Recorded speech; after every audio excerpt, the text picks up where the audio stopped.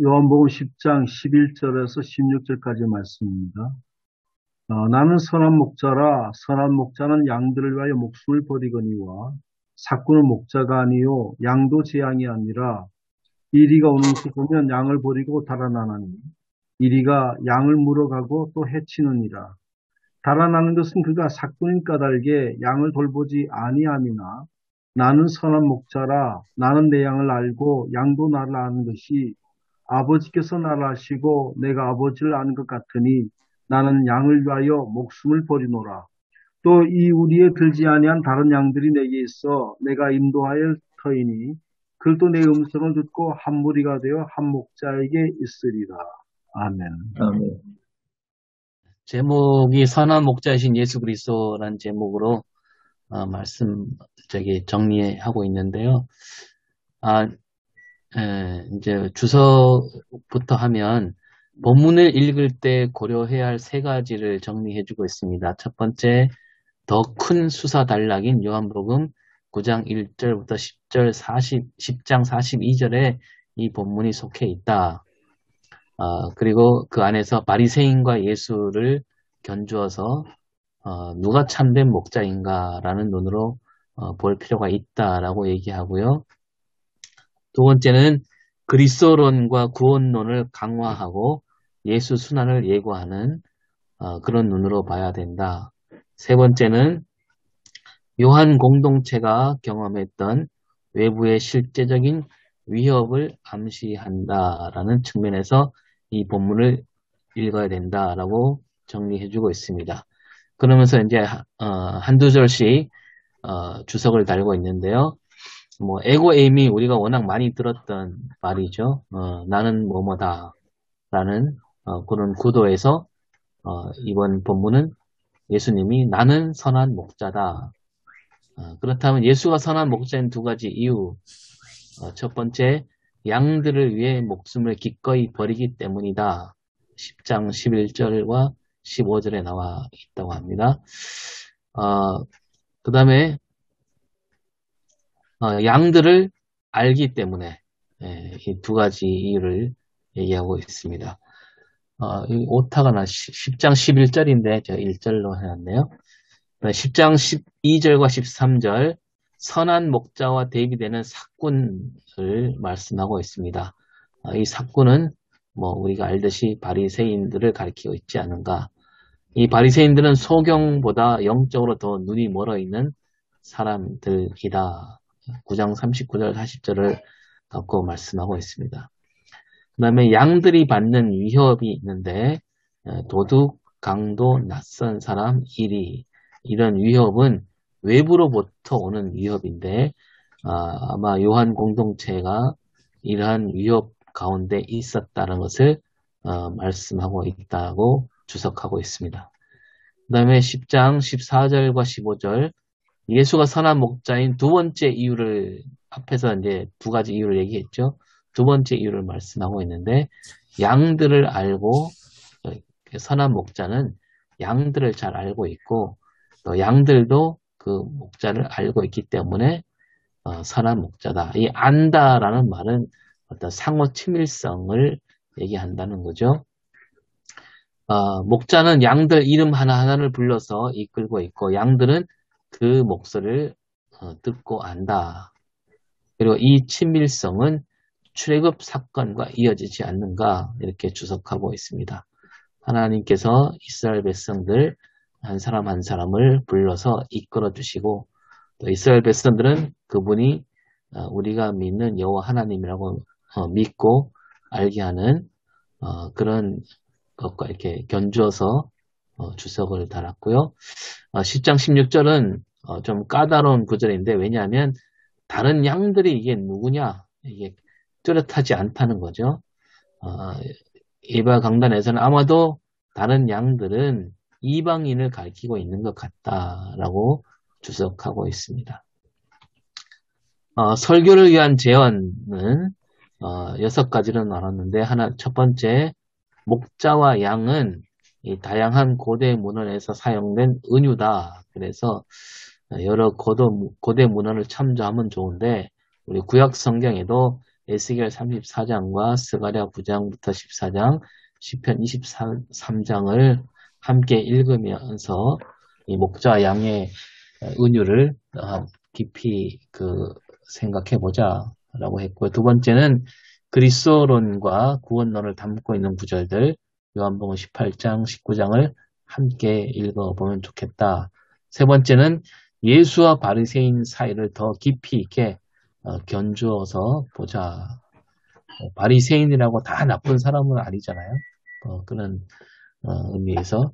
네 번째, 요한 공동체가 겪었던 어려움에 비추어서 이 본문을 읽어보자.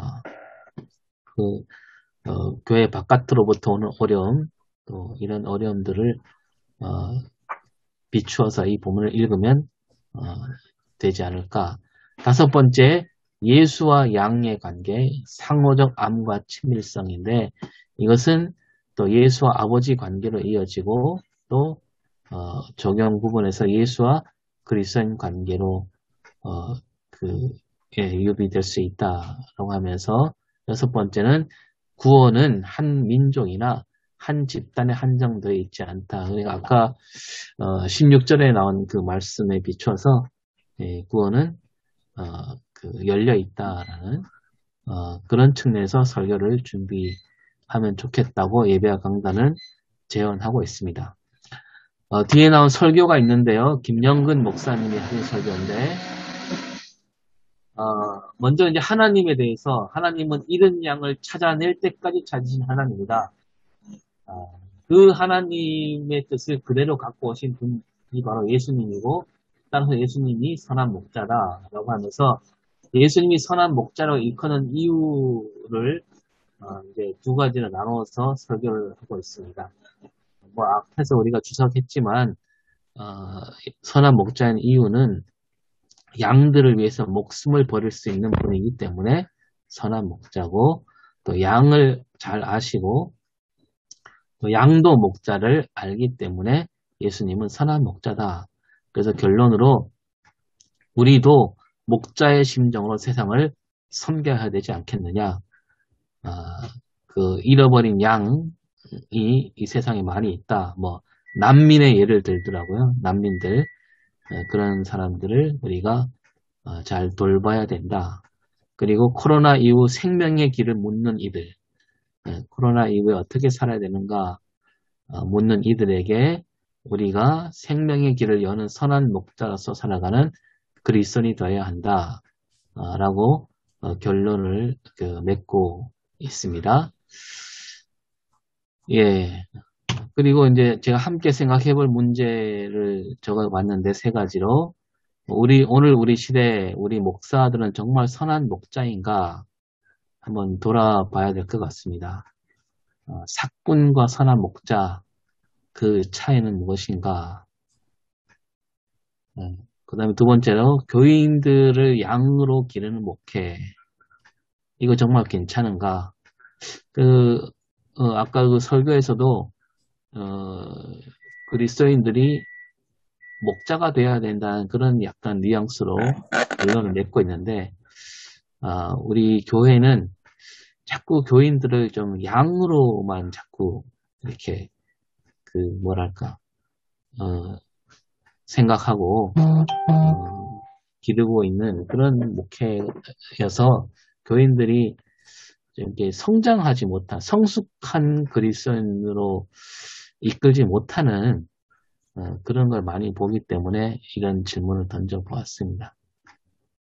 그리고 뭐 비슷한 얘기지만 교회가 이 세상을 이끄는 선한 목자로서 그 책임을 다하고 있지 않는 현실인데 이런 현실 속에서 우리가 어떻게 목회를 해야 되는가 이 세 가지 생각해 봤으면 좋겠습니다.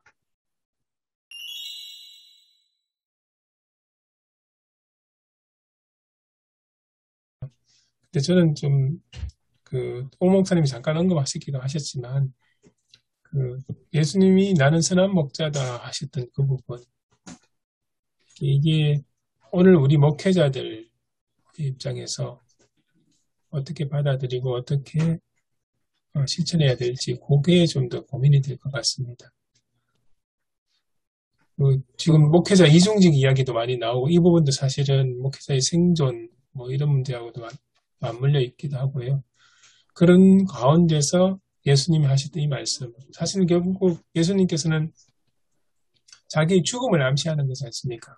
내가 양을 위해서 죽는다. 그런 부분을 어떻게 우리 목회자들이 이해하고 받아들여야 될지, 어떻게 실천해야 될지, 더 나아가서 결국 성도들도 어떻게 이 말씀을 이해하고 받아들여야 될지 그런 이야기가 좀 필요할 것 같습니다. 저는 여기에서 예수님께서 네가 죽어라 그렇게 말씀하지 않고 당신 자신이 죽으셨단 말이에요. 그러니까 네가 죽어야 될 사람 니다 이제 안 되고 본인이 이제 죽으셨는데 우리가 이제 그렇게 생각할 수 있습니다. 저도 농촌 목회 오래 있다 보면 그런 것에 빠집니다. 나는 이제 농민을 위해서 희생하고 저 최대한 어떤 선한 목자를 하는데 당신들은 뭐냐? 도시에 있는 사람들은 뭐냐? 다른 사람 다 사꾼처럼 보이고 자기는 의롭게 된 것들이 실제 있었거든요, 오랫동안. 저는 또 그런 어떤 사회적 어떤 농목이라든지 또, 농민운동이라든지 이런 것들을 오랫동안 했기 때문에 그런 생각이 많이 있었는데 90년도에 영락교회하고 직거래가 연결이 됐었어요. 90년도, 94년도부터.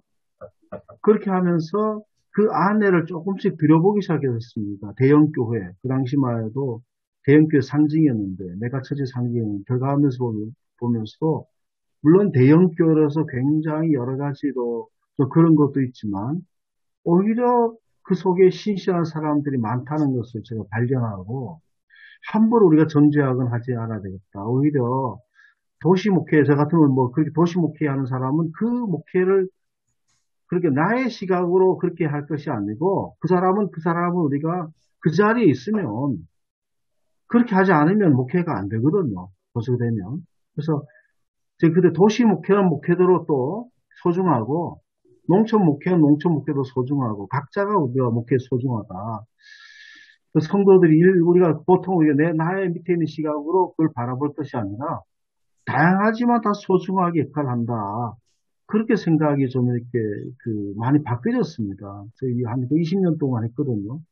그래서 그들도 더 잘 이해하게 되고 더 잘 그렇게 하게 돼서 우선 내가 중요하다. 내가 내 현장에서 어떻게 할 건가. 이게 예수님도 너들이 죽어라 그러는 게 아니라 당신이 죽듯이 내가 지금 현장에서 선한 목자 어떻게 그걸 구현할 건가 라고 하는 것이 중요하지 않을까. 내가 미치지 않는 곳에서 그 사람들이 그걸 어떻게 하라고 얘기를 아무리 해도 바꾸지 않기 때문에 내가 오늘 현장에서 내가 지금 현장에 어떻게 시작할 건가라고 하는 걸 좀 생각하지 않겠나 그런 생각이 좀 듭니다. 개인적으로 제가 성경 말씀들 중에 좀 굉장히 부담되는 성경 말씀들이 몇몇 구절이 있거든요. 그 중에 하나가 한 알이 미나리 땅에 따라 죽음에 많은 열매를 맺는다는 이 이야기 구절입니다. 우리는 많은 열매를 희망하지만 내가 죽는다는 그런 생각을 잘 안 하지 않습니까? 그래서 성경 구절 생각날 때마다 기도도 간혹 하곤 하는데 쉽게 못하겠더라고요. 결국 내가 죽으면 많은 열매를 맺는다는 것은 성경 구절 이야기하는 성경 말씀 하나님 말씀 이야기하는 건데 글쎄요 쉽게 그렇게 기도를 못하겠더라고요. 오늘 예수님의 말씀 보면서 더 그렇게 생각이 듭니다.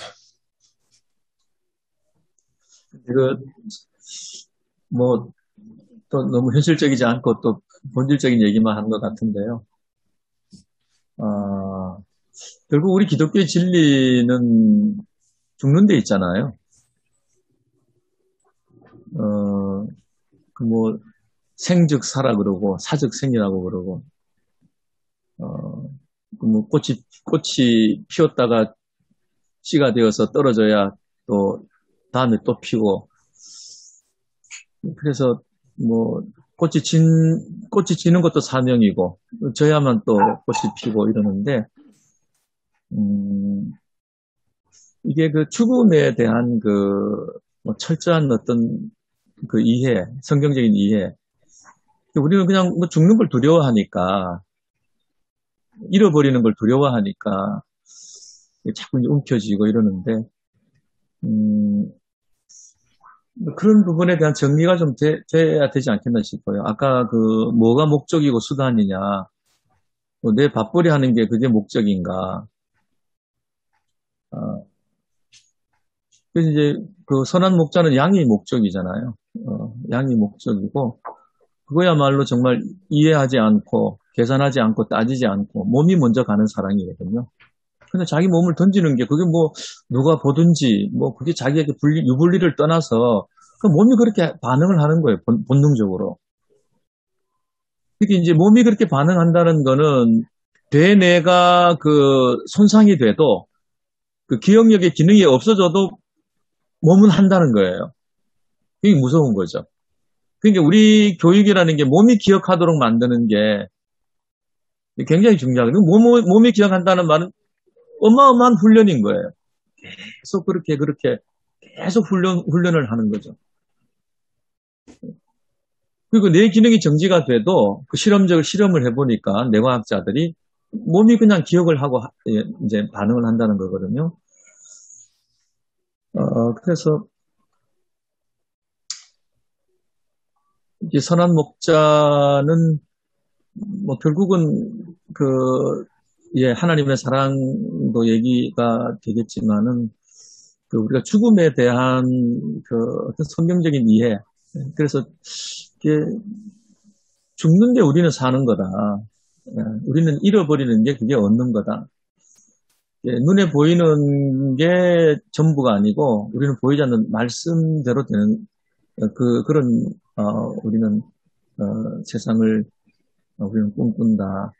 이런 걸 우리가 계속해서 서로 얘기하고 또 그걸 작은 면에 있어서 실천하면서 그렇게 격려하면서 이게 이제 그냥 우리의 어떤 그 삶의 방식으로 이게 자리를 잡아야 되는데 그게 그냥 이제 이론으로만 받아들이고 뭐 우리의 삶은 또 삶대로 또 이게 따로 하니까 참 늘 이 선한 목자라는 말 앞에서는 이게 뭐 참 올라갈 수 없는 나무같이 그렇게 이제 여겨지곤 하거든요. 네, 그래서 이제 그렇게 생각합니다. 저도 오늘 좀 나가봐야겠다. 한 가지만 말씀드리고, 우리가 목사로서의 사례비를 받고 삭제받는다고 사건 목사하고, 받지 않고 한다고 그런 선한 목자인가, 그거에 대해서 좀 생각을 한다면, 예수님도 수많은 보이지 않는 수많은 후원자들에 의해서 실제 사역이 이루어졌잖아요. 후원자들이 아니었으면 과연 지속적으로 사역을 하실 수 있었을까? 또 불가능했다고. 물론 뭐 불가능했다는 말 함부로 이해하기 어려운데 대부분 우리가 그냥 실제적인 사례로 대부분 교회에서 카페 같은 거 운영합니다. 자원봉사 체제로 하거든요. 근데 그게 안 돼요. 지속적이지 않습니다. 그래서 보면 다 어느 정도 같은 교인이라도 그거를 어떤 사례비라든지 어느 정도 활동비를 줘야 지속적으로 이것이 되거든요. 좋은 일이라도 우리가 목회를 하고 있는 것들이 지속적으로 선한 목자가 될 수 있도록 만들어주고 하는 것들이 결국 우리가 하는 거지. 그게 우리가 그 아무것도 안 한다고 해서 헌신만 한다고 해가지고 그 사람은 선한 목자고 그렇지 않은 사람은 그렇지 않은 사람이라고 그렇게 얘기할 수는 없다는 거죠. 결국 우리의 목회를 지속적으로 하기 위해서 더 하기 위해서 결국은 우리가 성도로부터 받는 거고 또 감사함을 받는 거고 필요에 따라 쓰는 건데 거기에 대해서 우리가 너무나도 우리가 좀 뭔가 선한 목자 아닌 것처럼 그렇게 생각할 필요는 있을까 싶은 생각이 듭니다. 네, 동의합니다.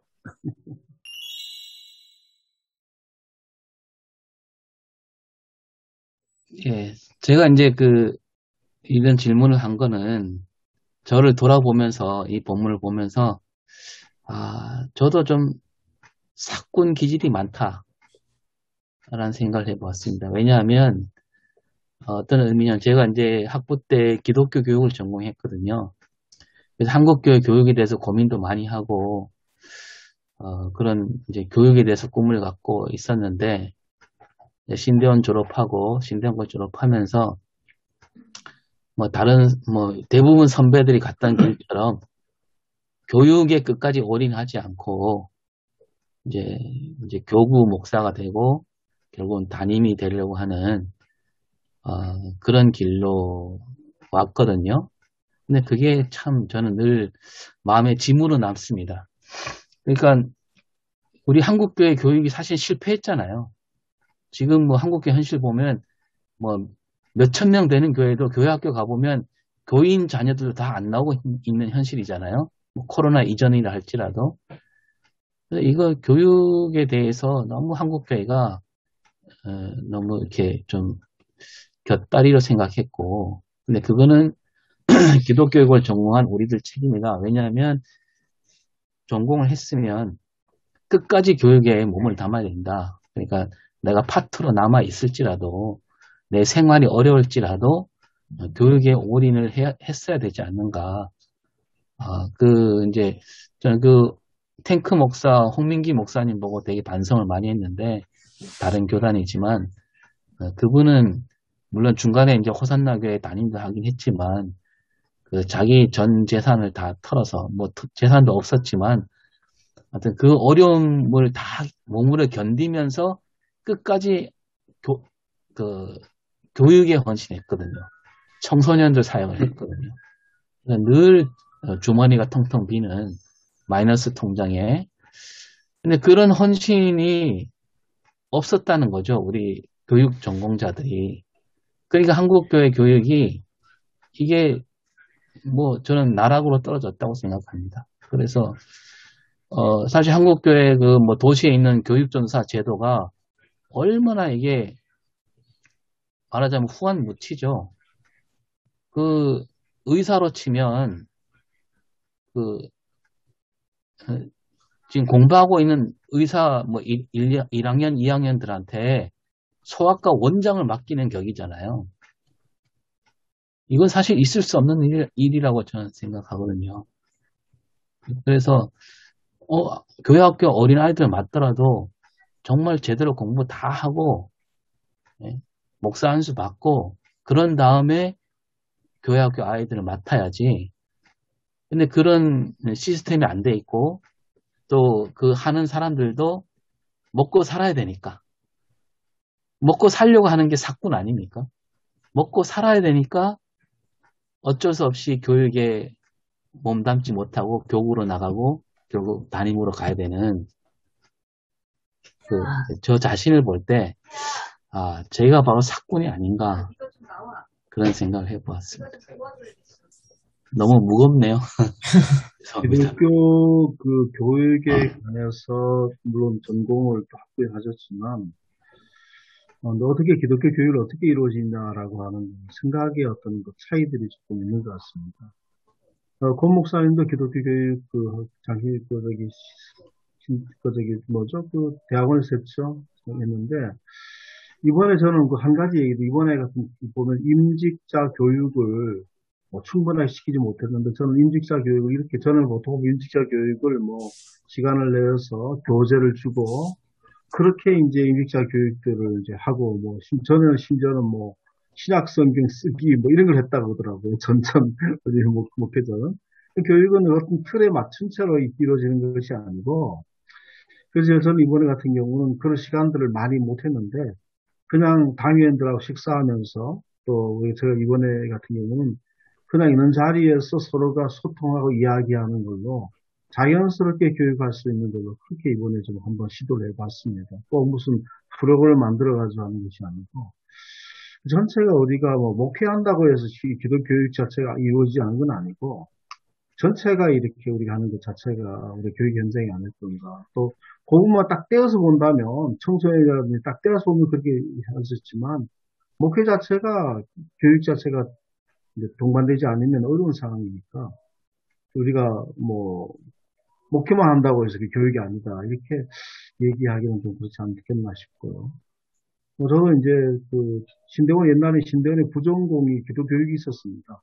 그리고 이제 부전공을 했었거든요. 그래서 굉장히 기독교 교육적인 생각이 있어서 신학만 하는 것보다는 훨씬 좀 이렇게 굉장히 폭이 넓어지고 하는 그런 어떤 장점이 참 많이 있었거든요. 그렇습니다. 어제도 교회 학교 난리 났습니다. 큰 교회가 또 뭐, 진짜 주일학교는 다 죽어버리고, 교회 미래가 안 보이고. 그러니까 지금처럼 학교식의 제한된 공간과 시간 때문에 그럴 수밖에 없는 상황인데, 학교식의 어떤 기독교 교육학, 기독교 교육, 여기에 대한 어떤 것도 있는데, 지금 교회가 이제 대형화되면서 사람들이 많이 모이니까, 자연히 옛날 우리 학교도 그렇지 않습니까? 옛날 학교 같은 경우는 조그맣게 만들어서 뭐, 이제 서당이나 이런 데 같은 경우는 뭐 그런 게 아니라 크게 모이니까, 독일식 교육의 산물이라고 그러지 않습니까? 학교를 만들어가지고 대량으로 찍어내서 국가가 필요한 인재를 만들어내는 거. 그게 일본에 들어왔고 한국에 아직 남아있는데, 결국 이 교회가 대형화되면서 그런 현상이 있는데, 그리고 농촌 교회 같으면 오히려 기독교 교육에 대한 어떤 장점들을 많이 살려서, 제가 이제 이규래 목사, 이규래 선교사가 지금 수마트라에서 신학교를 오래 하고 있거든요. 친구 목사가 하고 있는데, 거기에는 정말 뭐 장신대나 어디보다도 훨씬 신학교육을 모든 여건들이 다 열악합니다. 또 이렇게 이제 신학생들이 각 일반적 수준이라고 하는 학문을 뭐 우리가 이해하는 수준들이 진짜 뭐 다른 거 떨어지죠. 그런데 거기는 일주일에 한 번 교수와 성경 공부를 같이 하면서 있는 얘기를 나눠요. 교수가 자기 집에 교수관에 아이들 신학생들 가서 먹을 걸 준비하고 먹어가면서 공부하고 어려운 게 뭐냐 같이 기도하고 학교에서 교수 생활하면서 같이 하면서 가거든요. 그게 진짜 세계 어느 유수한 신학교보다도 훨씬 뛰어난 신학을 하고 있다. 그렇게 저는 생각하고 참 부럽다. 우리는 다닐 때에 몇백 명, 몇천 명 그냥 있는 바람에 뭐 교수님하고 만난 적이 거의 없어요. 그러니까 그런 것이 있지 않겠나. 네, 그 뭐 제도나 시스템의 문제도 있겠지만 지금 오늘 본문 주제는 이제 선한 목자의 그거니까요. 그 뭐 교육자든 간에 뭐 목사든 간에 선한 목자로서의 마음을 가졌다면 저는 교회학교 교육도 그러니까 전공한 사람들이 선한 목자 자기 생명을 던지는 그런 마음으로 목사가 됐지만 내 생활이 어렵지만 난 파트 월급을 받고도 교회 학교 올인하겠다. 이런 어떤 자세가 없기 때문에 저는 그게 가장 큰 문제라고 생각하거든요. 그래서 교회 현장에서도 교회들은 뭐 목사를 쓰기에는 또 뭐 적은 사례비 주고 쓰기가 힘드니까 뭐 신학생들 뭐 장학금 형식으로 뭐 장학 사업 뭐 그런 비슷한 핑계로 공부하고 있는 학생들을 아이들 데려다가 아이들을 맡기는데 그럴 수밖에 없는 현실이잖아요. 근데 이게 그 기독교 교육 전공하는 사람들이 나는 파트로서도 괜찮다. 나는 선한 목자로서 그냥 내 삶을 교육에 올인하겠다. 이런 헌신자들이 없었기 때문에 저는 우리 오늘 한국계 교회학교 교육이 이렇게 무너져 내리지 않았는가라는 생각이고, 뭐 더 나아가서 뭐 일반 목회도 마찬가지로 어떤 뭐 목사들이 좀 이렇게 뭐랄까 자기 희생을 감수하고 이렇게 목회를 해야 되는데 뭐 공부를 열심히 하는 이유가 다들 박사학위 받는 이유가 헌신의 목적이 아니라 좀 더 나은 교회, 큰 교회 가려고 하는 거 아니겠어요? 그 큰 교회 간다는 것은 결국은 선한 목자의 마음이 아니라 사실 사꾼이죠. 네. 근데 이 사꾼이란 말이 우리가 어감이 자꾸 사기꾼하고 비슷해갖고 그 생각에 사꾼이 사기꾼은 아니잖아요. 네. 돈 받은 만큼 일하는 그런 게 사꾼 아닙니까? 말씀하신 대로 오늘 자꾸 주제가 딴 데로 갑니다. 그래도 뭐 그 큰 주제는 목자니까 사실 지금 교육 현실이 심각한데 공부를 많이 하려는 뭐 박사학위까지 가려는 다는 아니지만 그걸 이제 수단화되어 있지 않습니까? 네. 학위를 받은 내가 뭘 한다는 기대가 수단화되어 있는데 근데 이렇게 교육의 역사 독일 같은 경우 봐도 그 보통 교육이 없었는데 그 19세기 산업화 시대에 공장에서 일하는 노동자 양산하기 위해서 이 교육이 확대되고 보통 교육이 이제 시작되면서 대학 교육도 이제 세분화되고 강론화되는데 학교 교육은 스쿨링이 자연스럽게 지식을 전달하는 선생님 노릇밖에 안 되거든요. 하나의 파편화된 지식만 자꾸 나열하고 하다 보니까 학교는 자연스럽게 뭐 누가 많이 지식의 양을 축적하느냐 그리고 그 양을 많이 배우고 외워가지고 시험 치고 성적 잘 받고 이게 지금 아직도 교육 현실인데 그래서 장신대 같으면 옛날에 고영순 목사님이 총장 하실 때 기독교 교육을 하셨기 때문에 그런지 몰라도 스쿨링 학교를 없애야 한다고 이야기했거든요. 그 양육 구조로 가야 됩니다. 그렇게 이야기했는데 그까지만 이야기하고는 이분은 이제 끝나셨는데 그 후로는 대안이 없었습니다. 근데 최근에 한두 사람 입에서 나오면서도 역시 그 전공 영역의 벽이 너무 두꺼워가지고 한 발자국도 못 가는데 제 생각도 학교 교육이 혁명적으로 바뀌려면 신학교에 한해서 그 천 목사님 말씀하신 대로 저도 그렇게 가야 된다고 생각하거든요. 그게 구체화되는 게 저는 프로페자이라 생각합니다. 프로페자이 형태로 교수 학생이 하나님 말씀을 붙잡고 진지하게 같이 묵상도 하면서 삶에서 나오는 여러 가지 이야기를 서로 나누면서 그렇게 해 양육이 되는 거지. 어떤 커리큘럼화되어 있는 그것은 이미 한계에 왔다고 생각합니다. 그런 점에서.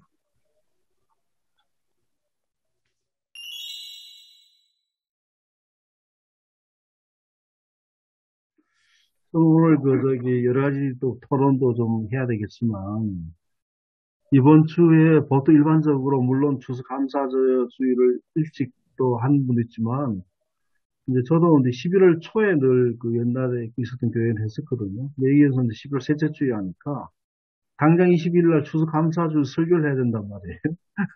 근데 이 말씀과 추수감사주 설교를 어떻게 이게 할 건가 좀 고민입니다. 그래서 오늘 본문 봐도 바로 10장에 있는 어떤 좀 이렇게 풍성하게, 생명을 풍성하게 하러 오셨다고 하는 그게 더 본문에 적합하지 않겠나. 그런 생각을 지금 하고 있습니다. 저도 해마다 11월 셋째 주를 추수감사주일로 그렇게 하고 있거든요. 근데 요즘은 뭐 추석 때 추수감사주일 하기도 하고 11월 첫째 주에 하는 교회들도 많고 그런데 이번에 또 교회령 마지막 주일이고 그래서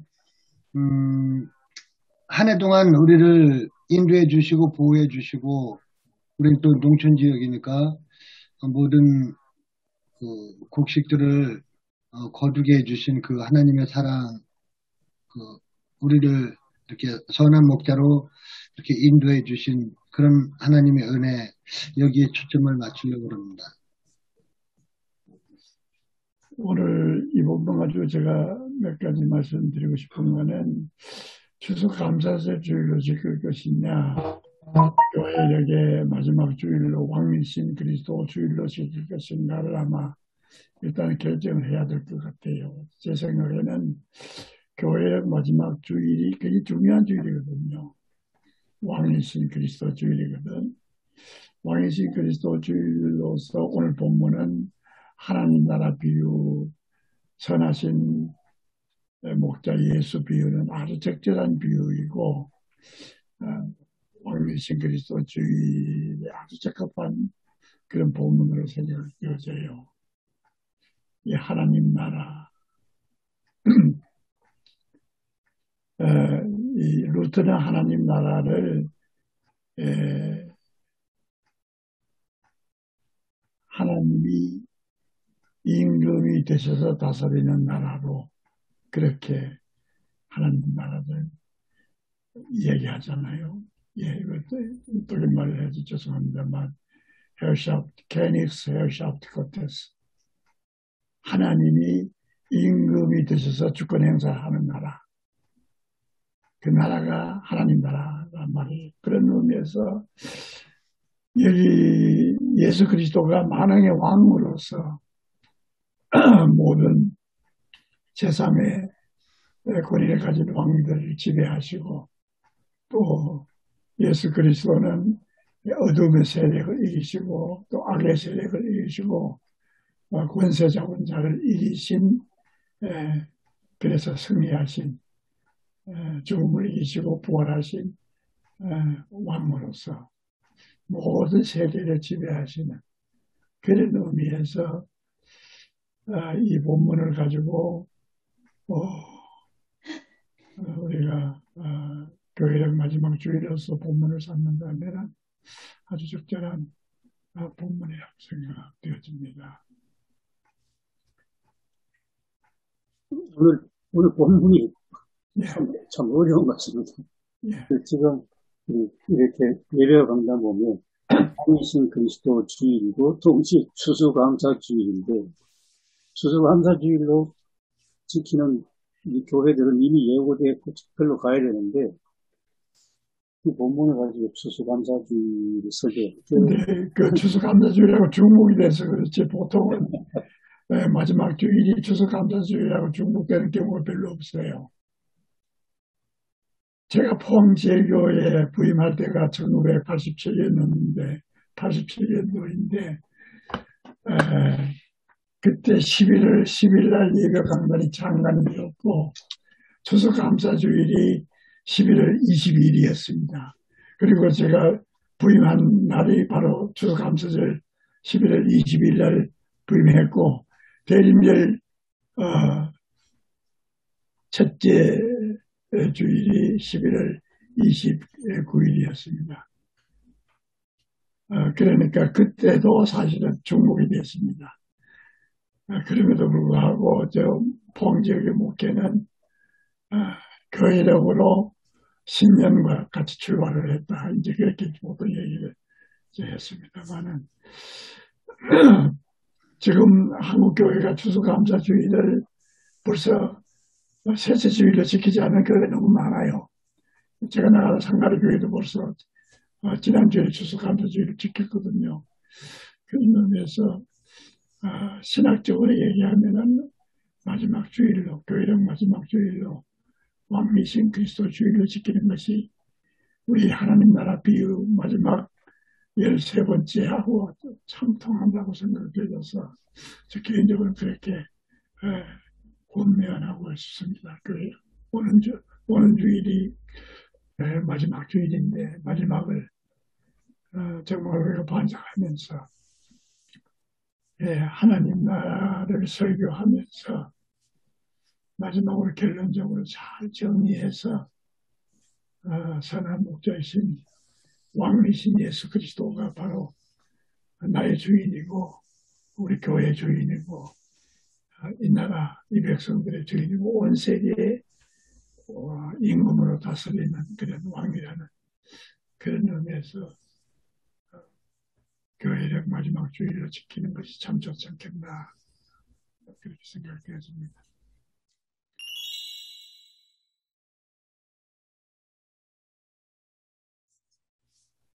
이제 감사와 연관 짓는다면 뭐 선한 목자와 감사,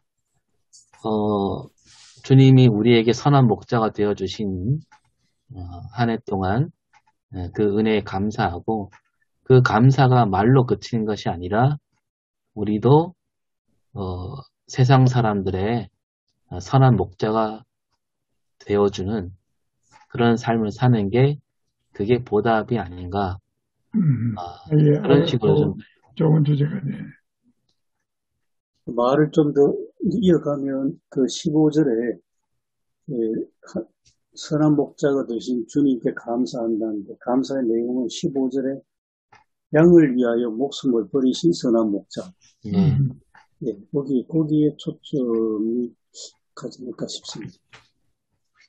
이제 오늘 우리 한국교회, 제가 그런 질문도 했지만 한국교회는 정말 이 시대의 선한 목자인가 한번 되짚어보면서 반성도 해야 될 것 같습니다. 사실 뭐 요즘 차별금지법 얘기가 많은데, 우리가 선한 목자로 생각하면, 한국교회가 살아남기 위해서 몸부림치는 게 아니라 우리가 이 사회를 위해서 기꺼이 죽어주는 그런 그 삶을 살아야 이 사회에 아직 예수 안 믿는 사람들이 한국교회를 우러러보고 정말 선한 목자였구나 이런 평가를 받을 수 있는 그런 길이 아닌가 생각을 해봅니다. 만약에 지금 저 이슬람 국가들이 그 나라에서 차별금지법을 만든다고 생각해 보십시오. 그러면 거기 가 있는 우리 그리스도 기독교는 정말 감사할 일 아닙니까? 그렇죠? 입장을 바꿔놓고 생각하면.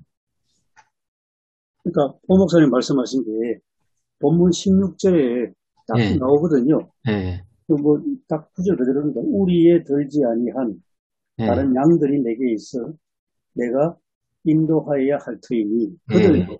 그러니까 교회 울타리 안에 있지 아니한 사람 그 사람들도 양이고 내가 인도한다는 그 말씀입니다. 차별금지법하고 딱 지금 적용되는 거죠. 예.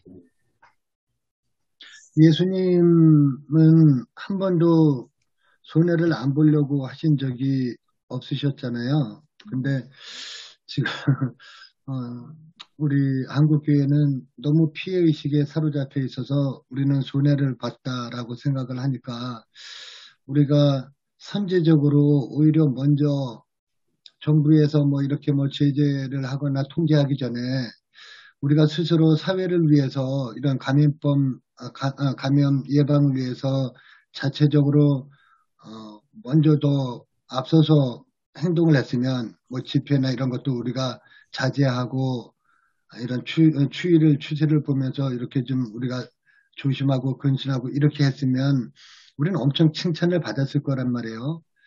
근데 오히려 이런 방역법이나 이런 거에 대해서 막 그냥 종교 침해라고 그러고 막 그냥 이래 하는 그런 모습들이 이게 우리에게 하나도 도움이 안 되고 유익이 안 됐거든요. 실제로 욕만 진짜 엄청 먹고 이런 모습들을 보면서 이건 목숨을 버리는 게 아니고 목숨을 주는 그런 예수님의 모습하고는 정말 이게 괴리가 있구나. 우리 지금 교회가 또 뭐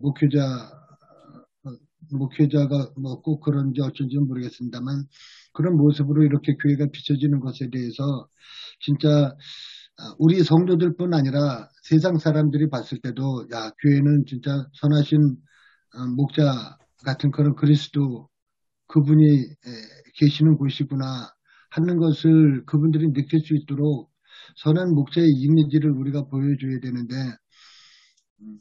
정말 너무 사꾼처럼 보여지는 그러니까 이단들이나 뭐 이런 신천지나 이런 데서 우리 기독교를 기성교회를 사꾼으로 그렇게 취급을 하고 매도하고 타도의 대상으로 그렇게 해서 자기들 포교 전략을 짜는 것이 참 이게 뭐 우리의 잘못이었다라는 것을 인정하지 않을 수가 없더라고요.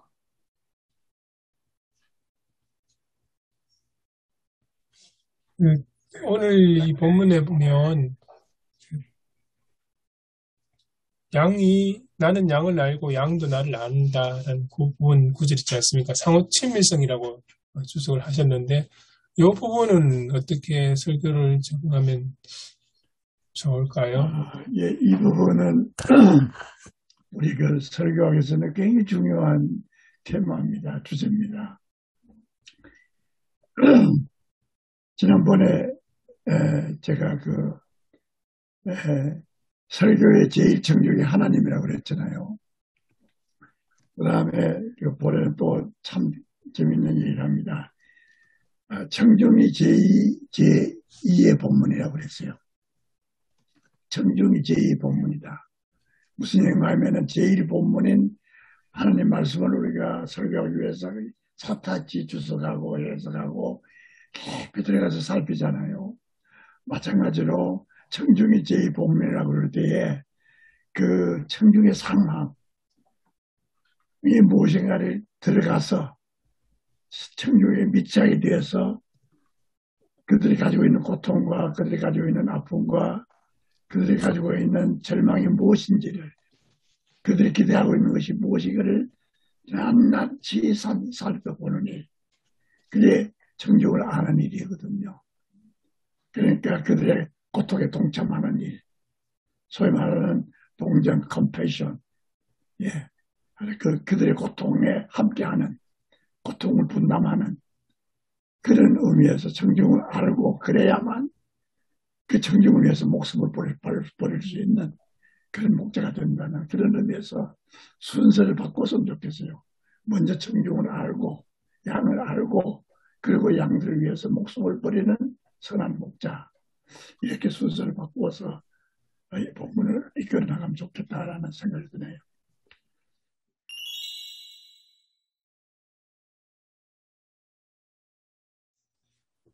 하나님, 오늘도 이른 아침 저희들이 모여서 하나님 말씀을 함께 깊이 생각해 보았습니다.